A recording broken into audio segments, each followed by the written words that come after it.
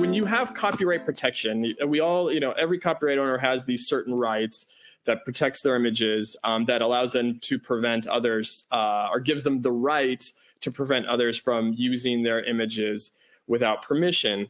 But in order to exercise those rights, you actually you can exercise them on your own, but to legally exercise them. So in other words, to go to court and enjoin someone, to stop someone from using the image and to demand damages for their use of the image, you do need to register your copyright of that image with the United States Copyright Office. So the United States Copyright Office is a regulatory body organized by the federal government, and that is where you go and you can apply, put in your copyright application or registration online. You pay a fee, and they analyze it, and they have to accept the registration. And as long as you can show that, as long as you say that you are the owner and you follow the application process, you're likely to get the registration. But then at that point, once it's registered, which can take some time, sometimes several months, just because it's a bureaucratic system, then you have the right to go and enforce that in the court of law and demand that. So a lot of times when you find someone that is using your image and you didn't register your photos, you can still send them a cease and desist letter. You can still demand certain licensing fees or damages.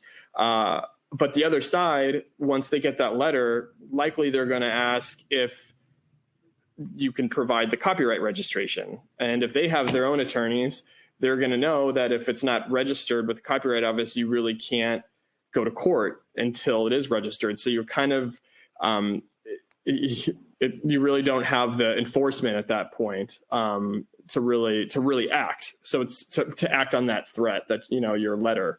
So it is important to register it. And just by putting copyright registration symbol or copyright registration or a watermark on images is good.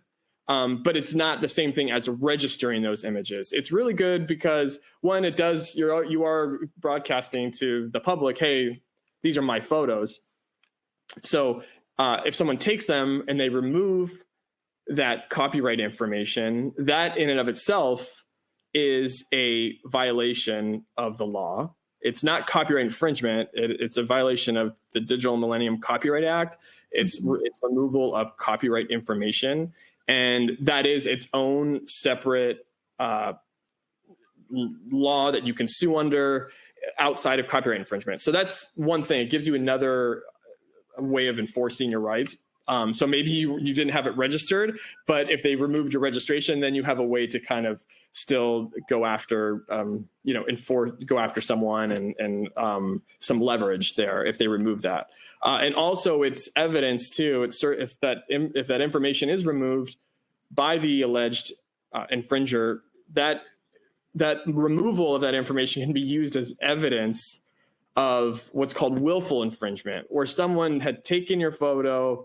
They can't claim at that point that this was innocent, that they didn't know that it was for someone else. Maybe they say, oh, it was something in the public domain, or, I thought everybody could use it. But when you have your copyright information on there, your name or whatever that signifies that this photo is yours and it's removed, that argument then goes away and you can use that against them. So it is really important to put that on your images. If you can, mark them with your business name, your personal name,